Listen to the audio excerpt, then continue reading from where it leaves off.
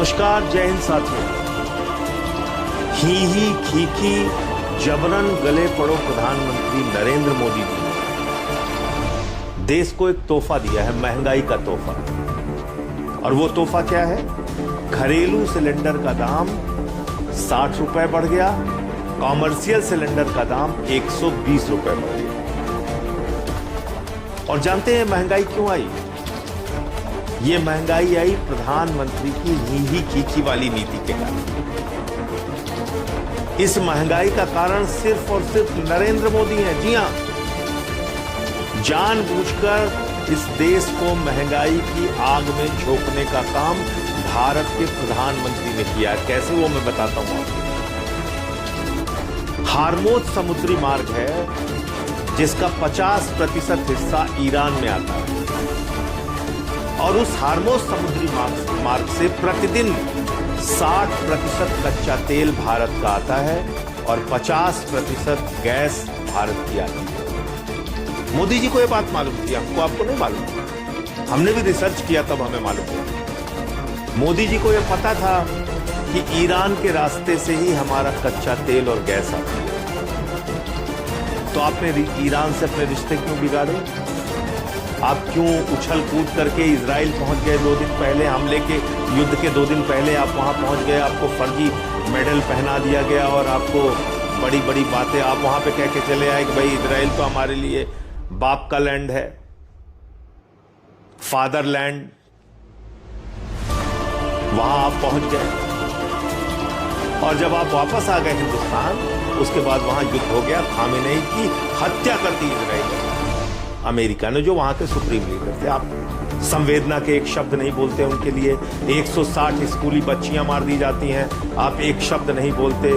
आपने ईरानी नौसेना के जहाज को मेहमान के तौर पे हिंदुस्तान में बुलाया। वापस जाते समय अमेरिका ने आपकी सीमा पर उस नौसेना के जहाज को गिरा दिया और 100 से ज्यादा लोग मारे गए। एक शब्द आपने संवेदना के नहीं बोले। ईरान आपका परंपरागत मित्र है, उसने आपको सस्ते में तेल उपलब्ध कराया है। उसने 1994 में ऑर्गेनाइजेशन ऑफ इस्लामिक कंट्रीज के खिलाफ जब वो कश्मीर का मसला लेकर यूनाइटेड नेशंस में जा रहे थे, तो आपका साथ ईरान ने दिया था उस वक्त प्रधानमंत्री। और आज ध्रुव राठी का एक वीडियो आया, देखिएगा। भारत का कोई भी प्रधानमंत्री इतना नहीं झुका जितना आप झुक गए। सब मजबूती से खड़े रहे अमेरिका के खिलाफ। जब उसने हमारे ऊपर आर्थिक प्रतिबंध लगाया, आदरणीय अटल जी थे, डॉक्टर मनमोहन सिंह जी थे, इंदिरा जी थी, सब ने तमाम अमेरिका की दादागिरी को झेला, बर्दाश्त किया। अमेरिका ने परमाणु परीक्षण के वक्त हमारे ऊपर आर्थिक प्रतिबंध लगाया। उसने 71 के युद्ध में हमारा विरोध किया, 7वां बेड़ा भेज दिया। 65 में पाकिस्तान के युद्ध के वक्त हमारे ऊपर आर्थिक प्रतिबंध लगाया। अभी ट्रंप कह रहा है उसने आपके ऊपर, आपको धमका के सीज फायर कराया।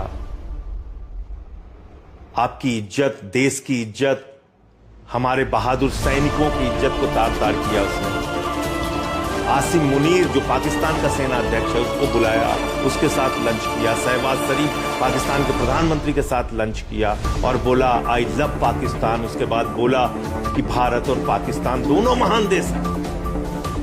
भारत को पाकिस्तान के साथ खड़ा कर दिया, बराबर खड़ा कर दिया। आप कुछ नहीं बोले, एक शब्द नहीं बोले। आपको यहां तक धमकी दी कि मोदी जानता है मैं उसका कैरियर खत्म कर सकता हूं। आप कुछ नहीं बोले। अभी वहां का अधिकारी कह रहा है रूस से तेल खरीदने की हमने परमिशन दे दी है 1 महीने। आप परमिशन लेके काम कर रहे हैं मोदी जी। आपने ट्रंप को भारत का राजा मान लिया है, भारत का शासक मान लिया है। 190 साल तक अंग्रेजों के गुलाम रहे हम, और उसके बाद हमारे क्रांतिकारियों के बलिदान के बदौलत जो आजादी मिली, उस आजादी को आपने गिरवी रख दिया है। अब आपको अमेरिका से परमिशन चाहिए रूस से तेल खरीदने के लिए। और आप किस अमेरिका के साथ खड़े हैं जिसके साथ उसके देश के लोग नहीं खड़े हैं? एक पायलट की तस्वीरें चल रही है, उसने कहा हम इजराइल को नरसंहार के लिए हथियार देने नहीं जाएंगे। उस पायलट को गिरफ्तार कर लिया गया। न्यूयॉर्क की सड़कों पे ट्रंप का विरोध हो रहा है। उसके तमाम एप्स्टीन फाइल में इतने घिनौने वीडियो आए हैं जिसका विरोध हो रहा है ट्रंप का, उसकी पार्टी के लोग उसका साथ नहीं दे रहे, उसके मागा वाले उसका साथ नहीं दे रहे हैं, अपोजिशन पार्टीज विरोध कर रही हैं। नॉर्वे ने विरोध किया, इटली ने विरोध किया, यूएस ने, रूस ने विरोध किया, चीन ने विरोध किया, यूके ने विरोध किया, फ्रांस ने विरोध किया, स्पेन ने विरोध किया। छोटे छोटे देश, 5 करोड़ की आबादी वाला देश है, लेकिन आपके मुंह से विरोध में एक शब्द नहीं निकले कि 160 बच्चियों की मौत गलत है, नौसेना के जहाज को इस तरह से उड़ाना गलत है, ईरान के सुप्रीम लीडर को मारना गलत है। आप एक शब्द नहीं बोल पाए प्रधानमंत्री जी, और आपकी गलत नीतियों के कारण 60% कच्चा तेल, 50% गैस हिंदुस्तान में आना रुक गया, महंगाई बढ़ गई देश में।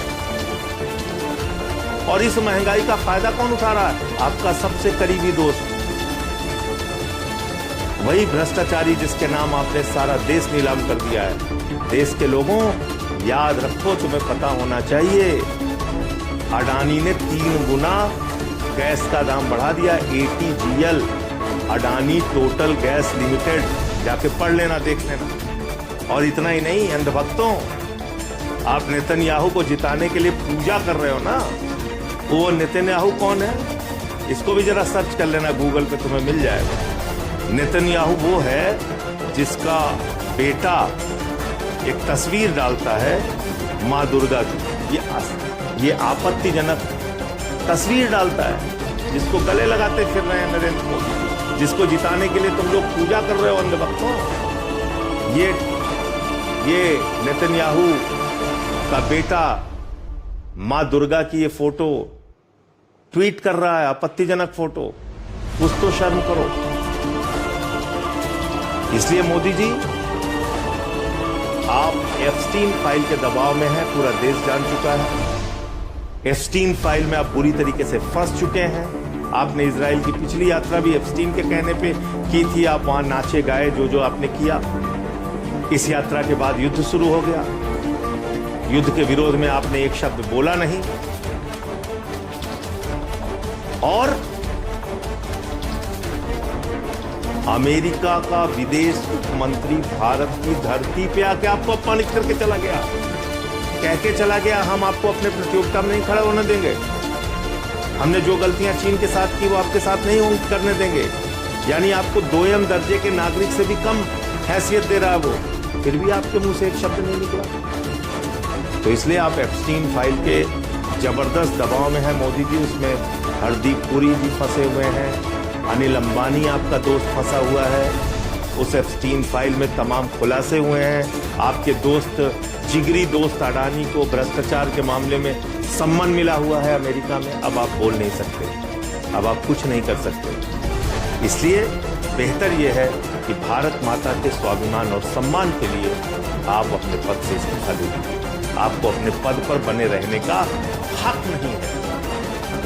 आप भारत के गौरव, भारत के सम्मान, भारत के स्वाभिमान, भारत की संप्रभुता, भारत की प्रतिष्ठा को अब आप नहीं बचा सकते।